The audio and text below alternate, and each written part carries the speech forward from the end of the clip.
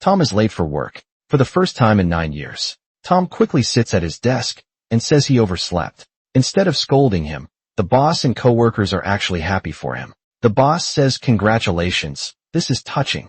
In 9 years this is the first time Tom has overslept. When coworkers see he's late, they all feel proud of him, because Tom always works too hard. He works very carefully.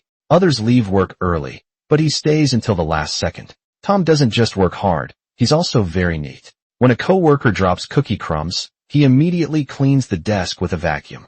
If someone coughs near him, he sprays disinfectant right away. This is the right thing to do, but it annoys people. But coworkers can't do anything about it. He's strict with others and stricter with himself. Tom's daily life runs like a perfect machine. At 6 a.m., his alarm rings. He opens his eyes and puts on his clean glasses and mask. At 6:05 a.m., he always makes his bed. He changes the sheets daily. After smoothing them out, he irons them carefully. There must be no wrinkles. He sprays disinfectant, completing his first morning task. At 6:45 a.m., he takes a shower. After showering, before 7:30 a.m., he dries every part of the bathroom with a hairdryer. His clothes and shoes are neatly arranged by color and day. They line up perfectly in his closet. He picks his outfit, takes a new bottle of disinfectant, and waits until his 8:30 a.m. alarm rings. Tom always steps out of his house with his left foot first when going to work. His timing is perfect. At exactly 8:42 a.m., he steps onto the crosswalk.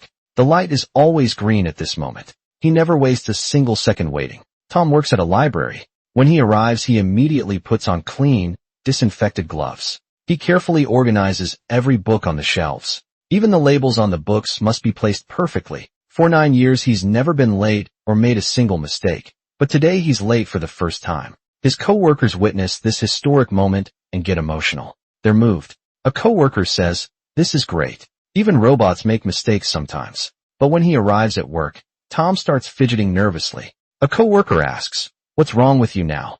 Do it, what is it?" "Okay." Tom stands up and straightens his boss's teacup. Then he fixes a coworker's tie. Next he approaches Emma and removes a loose thread from her skirt. Only after doing these things does Tom finally relax. At noon, during his break, Tom goes to the convenience store downstairs to buy lunch. This is why he was late today, because Rose, the girl he likes, works here. Like Tom, Rose is obsessive about cleanliness.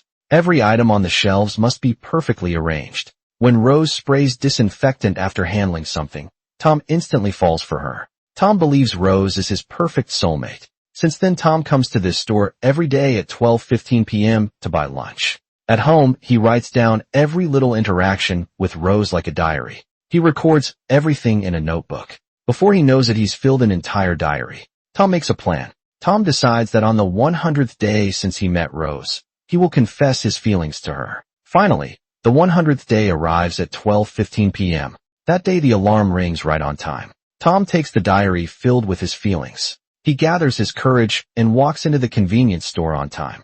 This is Tom's first time chasing a girl. His heart pounds with nervousness. He puts the diary on the counter without looking up. He starts reading his prepared love words. But the person in front of him is a messy stranger. Tom is shocked. Now he feels like he needs to move to another planet. The unexpected event leaves Tom unsettled even after returning to work. He can't calm down. For a long time, he even leaves his important love diary at the store. After work, Tom rushes back to the store in a panic, hoping to find the diary. But in the store, the girl is nowhere to be seen. The landlord tells him his diary was probably taken by his younger daughter, Emma. She's likely singing at a nearby bar. Now Tom goes to the dirty, messy bar. For Tom, who hates dirt, this place is like hell. But to get his diary back, Tom has no choice. He endures the discomfort. He walks through the crowd filled with smoke. Tom struggles to move forward. He reaches the main hall. Emma is on stage wearing ripped stockings, singing and playing passionately. With so many people listening to her, Tom doesn't dare interrupt her. Just then, Emma says, "Next is my new song. It's called The Planner." Tom listens carefully. His face turns red. Emma is singing a song adapted from Tom's diary.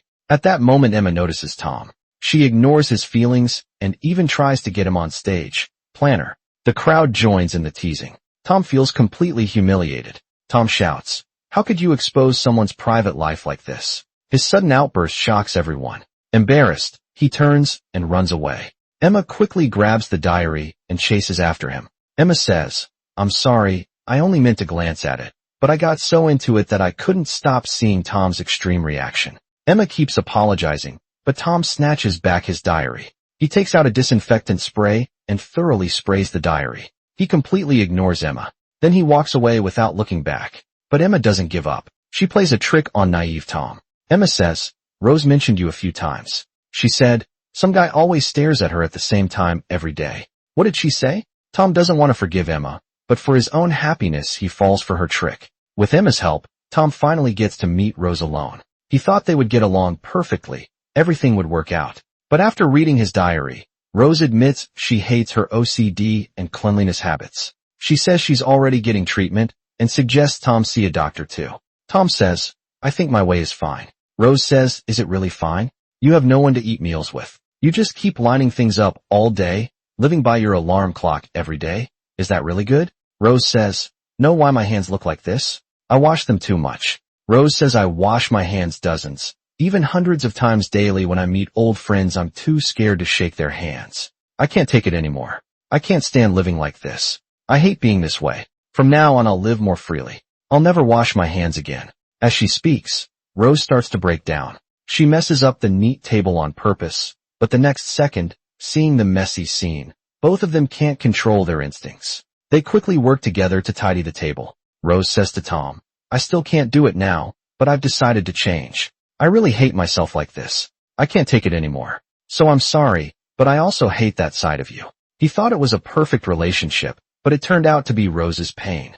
After the rejection, Tom feels lost. Emma follows to comfort him. Tom thinks she's just being kind, but she suddenly invites him to join a band for a competition. She says his heartbroken mood is perfect for writing songs. She even uses Tom's diary for lyrics, worried he might sue her later. The main reason is, the competition requires a band to enter. She can't sign up alone. After convincing Tom, Emma says, let's start a band. Tom replies, are you crazy? Late at night, Tom feels down. He starts doubting himself. His strict self-discipline might just be unhealthy. The next day, he asks coworkers for their opinions. He says, Tina, what do you think of me? Tina replies, what? How would you describe me? Tina says, Senior, I have a boyfriend. Tom says, huh? Another coworker says, you're weird. Go see a doctor. Everyone gives Tom the same answer. They all think he's strange to be with Rose and live a normal life. He decides to fix his problems. So he goes to see a therapist. The doctor suggests he join a support group. When he gets there, he finds many people just like him. There's always someone stranger. A curly-haired man seems normal, but always holds a pen. He can't stop writing every day. Another woman never takes off her raincoat. She's afraid of bird poop. She thinks it might kill her. John likes to swear at people. If someone looks at him, he can't help but curse. Now it's Tom's turn to share. Tom lists his symptoms as planned. He must schedule everything. Everything must be perfectly organized. His hands can't touch anything dirty. He never does unplanned things. But before Tom can finish, a woman interrupts him. She says she's the same, because everything feels too difficult. So she does nothing. Then she suddenly starts crying. This makes other patients act out too. Everything gets chaotic. The doctor says, everyone calm down. He tries to control the situation, but the chaos drives him crazy. He shouts, shut up. Everyone, shut your mouths. You're making me crazy too. Tom is amazed by this scene. He thinks, this really is a special support group. There's always someone stranger. Before patients get better, the doctor goes crazy first. Now patients must comfort the doctor. John realizes he behaved badly. He apologizes to Tom, then gives him a big hug. For clean freak Tom, this feels like torture. It almost kills him. Tom curls up in fear. He rushes to his usual laundry shop. Tom says, clean these clothes fast, or just burn them. The owner says, burn them. Don't you trust me? Tom says, of course I trust you. Who else would I trust if not you? A dirty person hugged me. The laundry owner expertly gives Tom a full disinfection. Tom finally feels relieved. Tom thinks he did really well today. So he goes back to the convenience store. He finds Rose and tells her about his progress. Tom says, I want a love compliment. Tom says he wants to change like Rose did. He won't set alarms anymore and won't line things up straight. Emma interrupts. He should join a band too. Rose asks, you want to play in a band? Tom says, huh? Honestly, the band thing is still. Emma interrupts again. Sis, this guy's no good angry. Tom says, fine, I'll join a band. I'll try forming a band. So, with no choice, Tom agrees to team up with Emma for the competition to really make a change. Tom asks Emma to keep him in check. Emma says deal. Tom says deal, but your hands just touched a cat. Emma immediately starts Tom's first treatment. Her method is very simple and direct. First step to break habits. Take away Tom's watch. No more alarms or strict schedules. Emma says, see, first alarm problem solved. Tom says, isn't this too sudden? Emma says using phones or anything else for alarms is cheating. This completely breaks Tom. Without his alarm, Tom tosses and turns all night. He feels anxious. Hearing counting helps sleep. Tom starts reciting pi. He goes from 10 p.m. to 3 a.m. doing this. He barely sleeps at all. He wakes up startled, dreaming. Emma smashed his alarm. Now Tom overslept. Without his schedule, Tom's routine is completely messed up. He ignores traffic lights running straight to work. His coworkers are shocked. At noon, Tom asks Emma for his watch back. Without time restrictions, Tom feels uneasy and anxious like never before. Everything he sees looks messy to him. He feels uncomfortable all over, so he still wants his watch back. But no matter what Tom says, Emma refuses to return it. Emma says, just bear with it for now, mister. Changing yourself is the hardest thing for people. If it were easy to change, we wouldn't be human. We'd be shape-shifting monsters. Emma asks if he can play any instruments. Hearing Tom say he knows some piano, Emma immediately takes him to her home, a place just as messy with no space to step. Emma says, excuse the mess. She asks Tom to try playing something, but Tom hasn't touched a piano in years. He's not sure if he remembers how. He starts playing hesitantly. Beautiful music fills the room. It's a song Tom played as a child. He plays so passionately that Emma and her niece are mesmerized. Emma even gets teary-eyed. Tom says, that's enough for now. Emma says, Mister. Emma, why did you appear only now? Emma, I've been waiting for you so long. Emma, Mister, I like you so much. What should I do? Emma suddenly hugs him, scaring Tom half to death. Tom runs away in panic. He rushes into the laundromat again. The owner starts wondering why Tom has become so popular lately.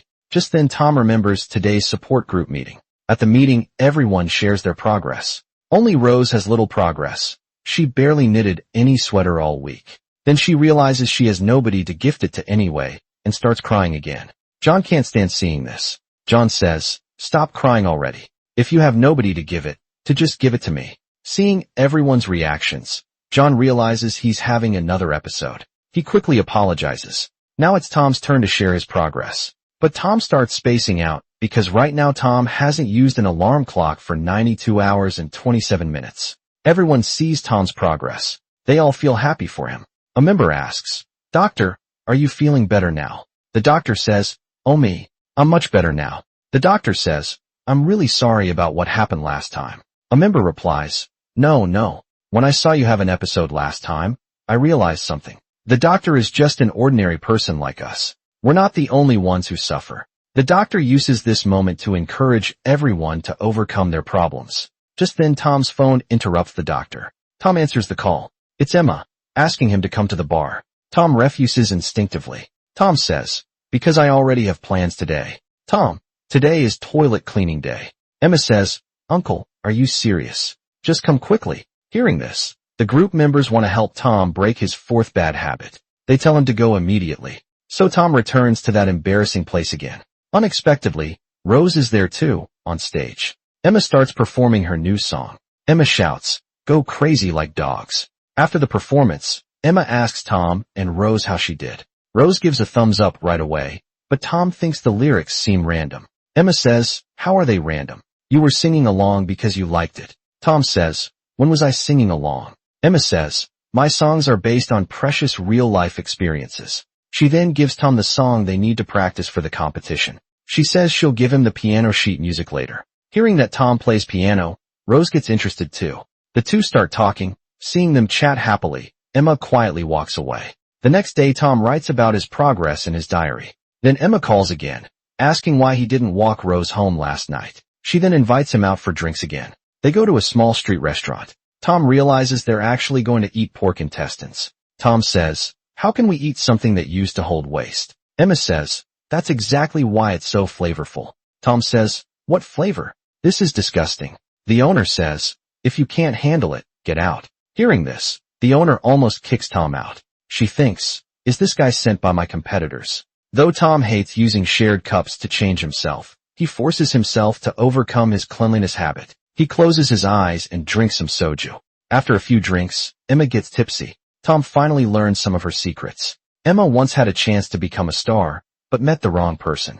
The man on the poster is her ex-boyfriend, who's now one of the competition judges. As her mentor, he used Emma's fame and talent to become famous himself. After becoming successful, he immediately left Emma. Only after breaking up did Emma discover he was already married. He lied about being single and tricked Emma, then used his fame to spread lies about her. People said Emma was a crazy woman who seduced famous musicians for fame. She joined this competition just to get revenge on her ex. Emma asks, "Do you think I'm crazy too? Do you hate me?" Hearing her sad story, Tom feels sorry for her. At this moment he decides to seriously help this lively girl. He promises to join the competition with her. Tom says, "I'll go." Emma asks, "Really?" Tom says, "Of course." Emma smiles happily. Tom says, "Don't overdo it. That's gross."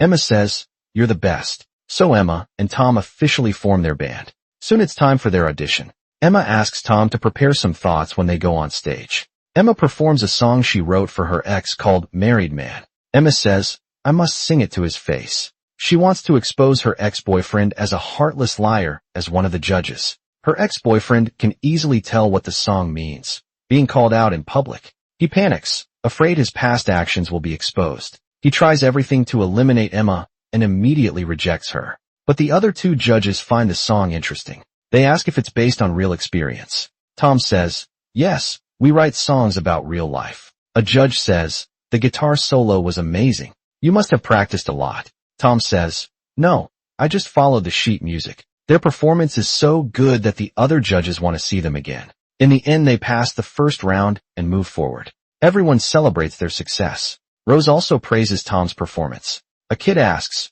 "Mister, do you like our Emma?" Emma says, "What are you talking about?" The kid says, "Then why do you hang out with Emma?" Tom says, "We're not just hanging out." Tom says, "We're in a band together." They all enjoy a happy evening together. Their audition video goes viral online, but trouble follows. Tom is late for work. As usual, his co-workers celebrate his success in the competition, but then a kind TV host suddenly approaches him. The host says, "You look very familiar to me." He seems to have known Tom long ago and shows some numbered cards. But Tom insists he has the wrong person. The host says, "How is that possible? Did you lose your memory or something?" Tom yells, "I said it's not me." Usually calm Tom loses his temper this time. "It's not me. Stop bothering me." Maybe something painful was uncovered. Tom decides to stay out of the spotlight. He tells Emma he doesn't want to compete anymore. Emma doesn't want to pressure him, so she decides to quit too. Emma has already achieved her goal of revenge anyway. She says she'll still keep her promise to help Tom break his bad habits. Emma takes Tom to the place where she often feeds stray cats. She calls the stray cat over. Then she picks up the cat. She tells Tom to pet it. Tom says, "Hey, what are you doing?" Emma says, "Just try petting it." Tom says, "It's not about dirt. Cats are dangerous. They have parasites that can cause meningitis or eye problems. You could even go blind." Tom looks terrified of the evil cat, but Emma won't let him off easy. When the convenience store calls her back, she quickly puts the cat right into Tom's arms. It's like a forced therapy session. Now Tom freezes completely. He thinks this is scarier than a time bomb. As Tom shakes with fear, things get worse. The cat gives him a gift. It pees on him. Tom looks completely shocked. When Emma sees Tom again, he's totally broken. Emma asks, "Did you wet your pants?" Tom faints, scaring Emma. She worries he might really go blind from parasites. Just as she thinks Tom is done for, he wakes up. Tom asks, "Where am I?" Emma says, "Tom, let's go to the hospital." Hearing hospital, Tom almost jumps up. He begs to go to a laundromat. Instead, the ambulance takes him to the laundromat. For Tom, the laundromat is like an ICU.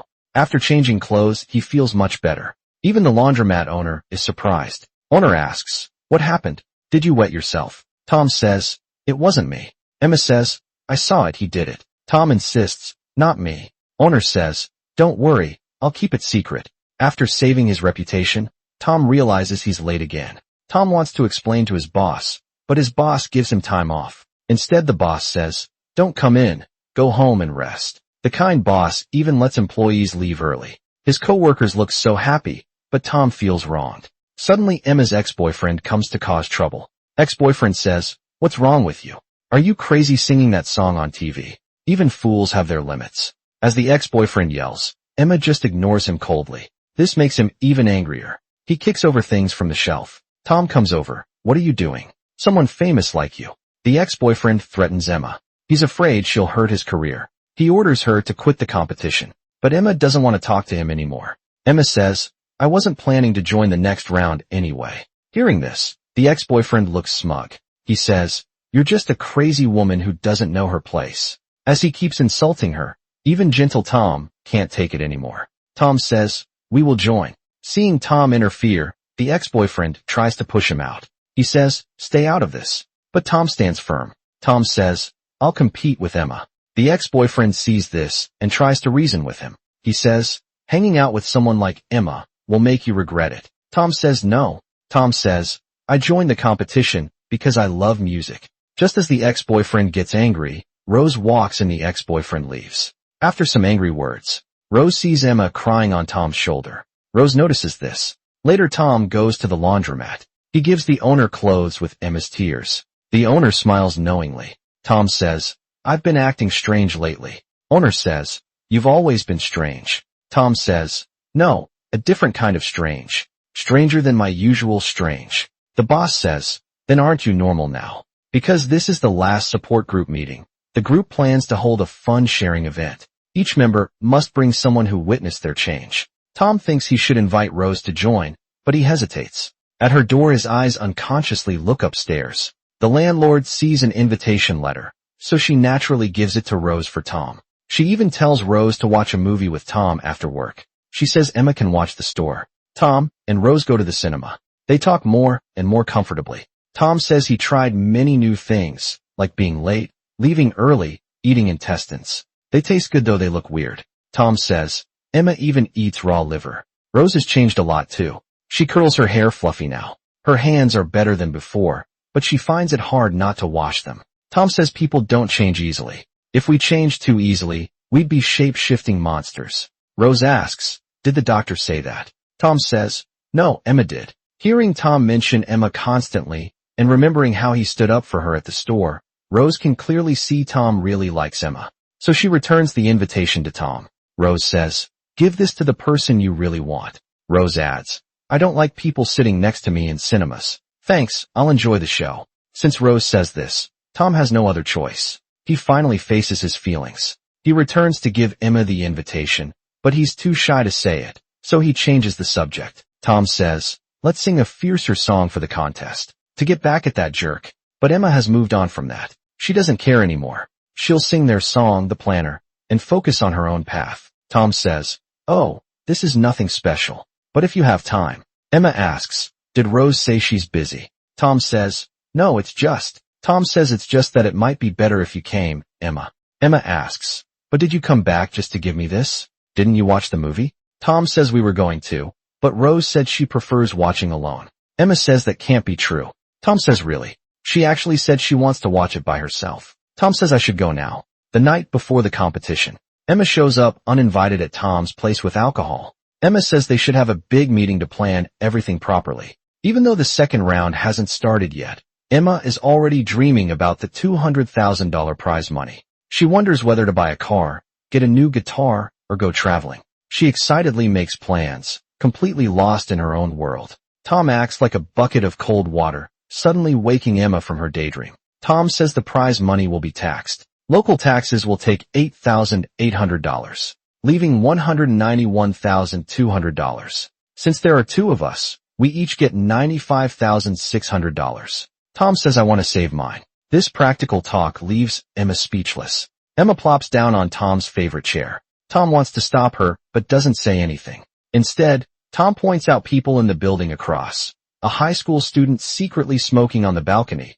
an elderly couple dozing off with the TV on, and a lively family of three. He talks about them like they're old friends. Maybe this is what loneliness feels like. Tom often thinks about this, but while he watches others, could someone be watching him too, seeing how lonely he is? What would they think? Would they think Tom is strange? Emma says, what's strange about it? They'd probably think you just can't sleep. Tom asks, because I can't sleep? Emma answers, yeah. Tom says, maybe you're right. The finals arrive as scheduled. The jerk has already bribed the other two judges. Before they finish introducing themselves, the other judges start attacking them in front of everyone. He cruelly connects Emma's last song, Married Man, to her personal life. He asks if she really dated a married man. Emma tries to explain, but her ex interrupts her. He makes up more lies, saying Emma knew he was married but still chased him. He even says her old band members left because they couldn't stand her. Her ex says, "You know, this industry is small." Tom says,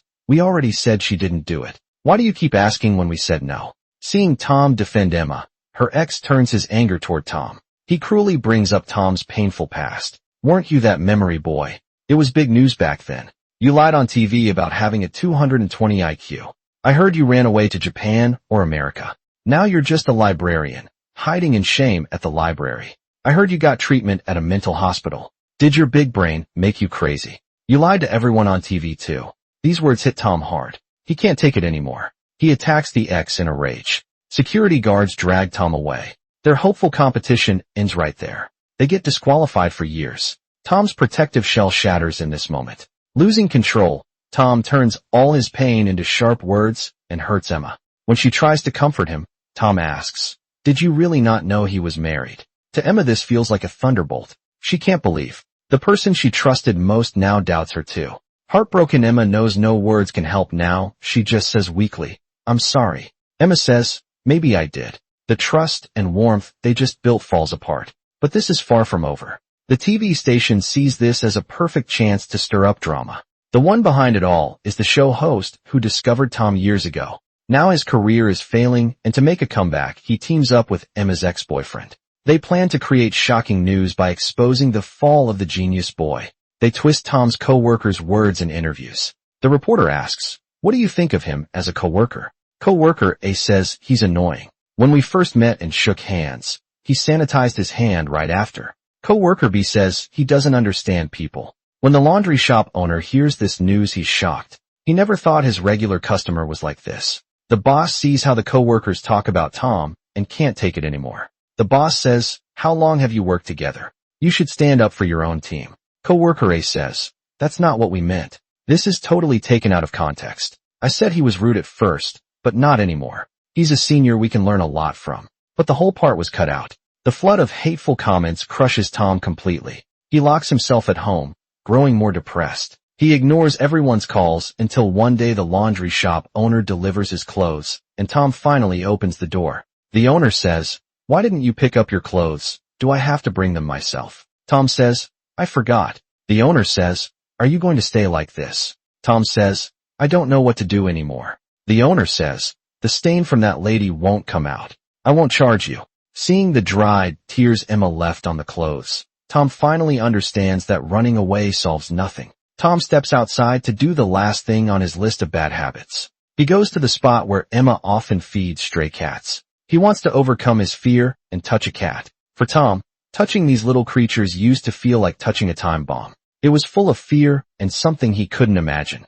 But this time Tom seems to have made up his mind. He gathers his courage and slowly reaches out his hand, gently petting the cat's head. The fear he imagined doesn't happen. When he feels the soft fur under his fingers, Tom realizes it's not that scary after all.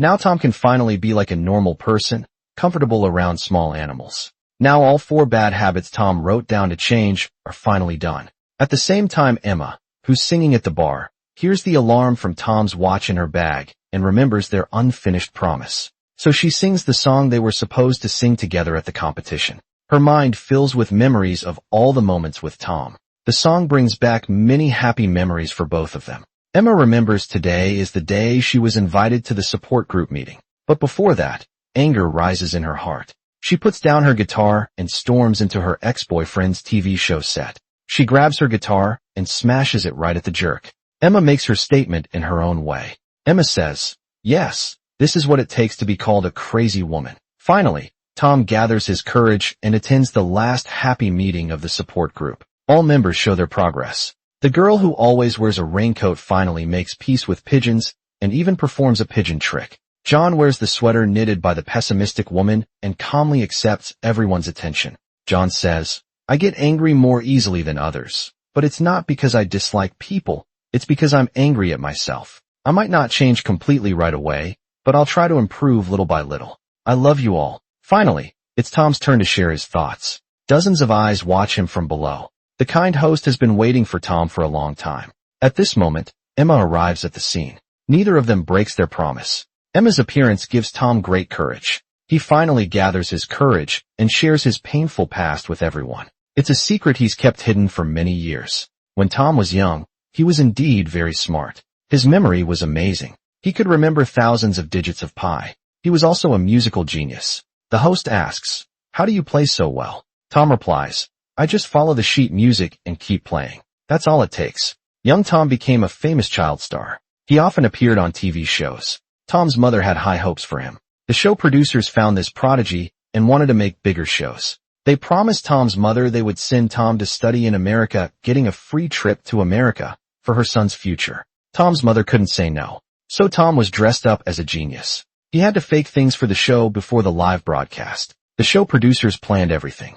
They planted actors in the audience. Tom just had to follow their script to get his free trip to America. But 8-year-old Tom hears this news and feels very scared. He doesn't want to go abroad. He doesn't want to leave his mother. He just wants to run the laundry with her. But he can't say no to his mother. Tom makes a terrible decision he'll regret forever. Because it's a live show, the audience will ask questions directly. The host says, "First questioner, please raise your hand." An audience member asks, "What's the 9,966 digit of pi?" Tom purposely gives the wrong answer. Young Tom naively thinks if he ruins his genius reputation, then he won't have to go to America. Then he can stay with his mom. So he purposely answers every question wrong on live TV. This makes the audience very angry. Everyone doubts Tom's genius status. They think this is all a big lie. Tom says, "Going to America alone scares me. An 8-year-old has no other choice. At that time I thought this was the only thing I could do as mother and son prepare to leave."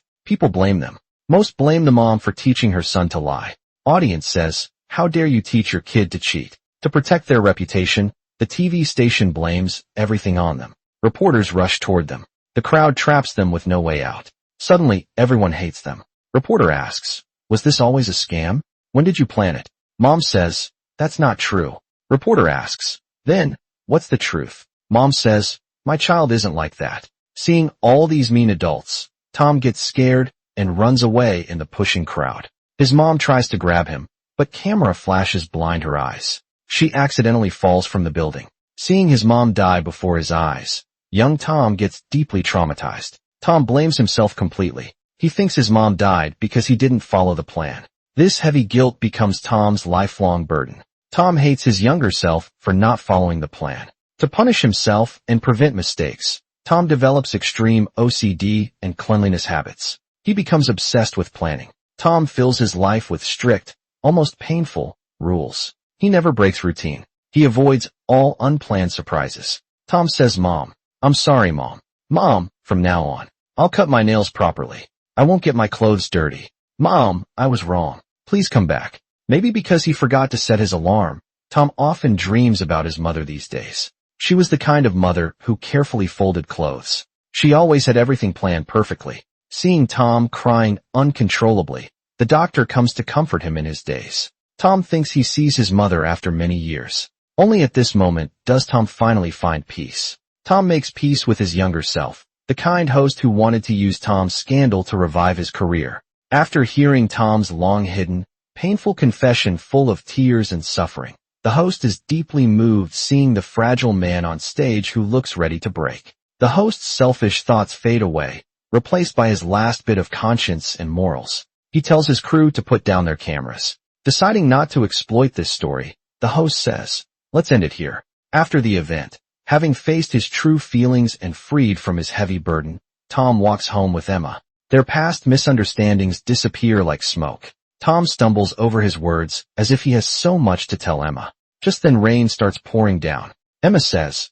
"Did you bring an umbrella?" Tom says, "No, I haven't checked the weather lately." What could be more romantic than sheltering from rain together? But the rain stops as quickly as it came. Then the watch in Emma's bag rings again. She can finally return it to Tom. Emma says, "Here, take this back." Tom says, "No, I don't need it anymore." Seeing Tom has nothing else to say, Emma starts to say goodbye first as she turns to leave. Tom finally gathers his courage. Tom says, "Wait, Just wait, Emma, you never plan anything. You touch dirty things without care, and you're messy. We're completely different people, not alike at all. But strangely Emma says what Tom says, I like you anyway.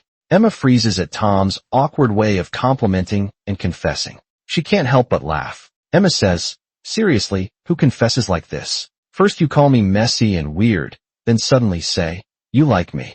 No one would say yes to that. Tom is too embarrassed to look up. He says he'll go plan it properly and try again later. Emma says, Tom, when do boyfriends usually kiss their girlfriends? Tom says what Emma says. Aren't you, Mr. Planner? Didn't you plan this? Tom says, I haven't planned that part yet. A sudden kiss catches neat freak planner Tom completely off guard. He falls back in shock, but can't hide his smiling lips at the end of the story. In that familiar bar, the stage no longer holds just one lonely figure. Tom and Emma's band is performing together. He's no longer the man trapped by alarms and schedules. His face shows a freedom and ease never seen before. And in the crowd sit all their familiar faces. The lovable oddballs from the support group, the laundry owner who always worried about Tom, even some co-workers. They all came to cheer for Tom, giving their warmest applause and cheers. Tom's story teaches us that sometimes the strongest walls we build around ourselves might block the very things that could heal us. Life can never be perfectly planned. The accidents we try so hard to avoid, that thing that catches you off guard, might be life secretly giving you its warmest gift. The people who break all our rules might be the angels fate sends to save us. Instead of living in strict routines, we should bravely embrace chaos and surprises, because the warmest sunlight often comes right after the most unexpected rain.